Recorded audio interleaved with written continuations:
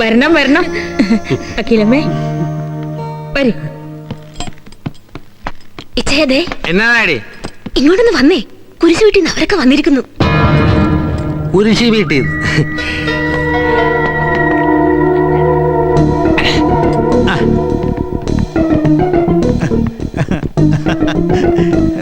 നമസ്കാരം. അല്ല, സത്യം പറഞ്ഞ ഇവള് വന്ന് പറഞ്ഞപ്പോ എനിക്ക് വിശ്വാസമേ ആയില്ല. അല്ല, കുരിശ് വീട്ടുകാരിങ്ങനെ കുടുംബസമേതം. എന്തായാലും സന്തോഷമായി. ഓളച്ച നമ്മള് ഫിറ്റായിട്ട് വെറുതെ തോന്നുന്നല്ലോ.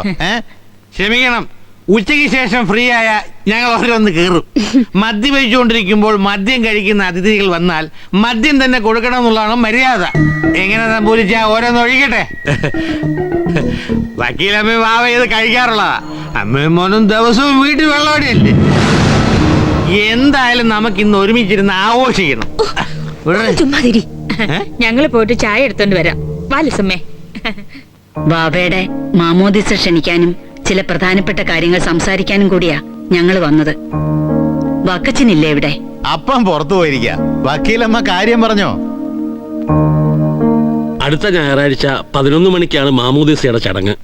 നിങ്ങളെല്ലാവരും കുടുംബസമേതം വന്ന് പങ്കെടുക്കണം. വീട്ടിലേക്ക് വരണം. കണ്ടോടാ പോളച്ച, മതസൗഹാർദ്ദം പൂത്തുലയുന്നത് കണ്ടോ? മകൻ ക്രിസ്ത്യാനി ആകുന്നതിന് ക്ഷണിക്കാൻ ഒരച്ഛൻ നമ്പൂതിരി. ലോകത്ത് ഇവിടെ മാത്രമേ ഇങ്ങനെ സംഭവിച്ചിട്ടുള്ളൂ. ജാതി മതമെന്നൊക്കെ പറഞ്ഞ് തമ്മി തല്ലുന്നവര് ഇതൊക്കെ കണ്ട് പഠിക്കണം, അല്ലേ? പള്ളിപ്പെരുന്നാൾ കഴിഞ്ഞാലുടൻ വാവയുടെ വിവാഹം കൂടി അങ്ങ് നടത്തിയാലോ എന്നൊരു ആലോചനയുണ്ട്.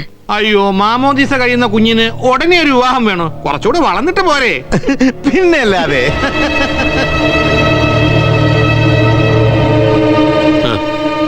അതെ, കഴിഞ്ഞ കാര്യങ്ങളൊക്കെ നിങ്ങൾ മറക്കുകയും പൊറുക്കുകയും ഒക്കെ വേണം. ഇനിയൊന്നും മനസ്സ് വെച്ചോണ്ടിരിക്കരുത്. അല്ല, അങ്ങനെ പൊറുക്കാൻ പറ്റാത്ത തെറ്റുകളൊന്നും രണ്ടു ഭാഗത്തുനിന്നും ഉണ്ടായിട്ടില്ല എന്നാണ് എൻ്റെ വിശ്വാസം. മാത്രമല്ല, ഇവിടുത്തെ കുട്ടിക്കും ബാവയ്ക്കും ഒന്നിച്ച് ജീവിച്ചാൽ കൊള്ളാവുന്ന ആഗ്രഹമുണ്ട്. ഇക്കാര്യം ഇവിടെ ഒന്ന് ആലോചിക്കാൻ കൂടിയാ ഞങ്ങൾ വന്നത്.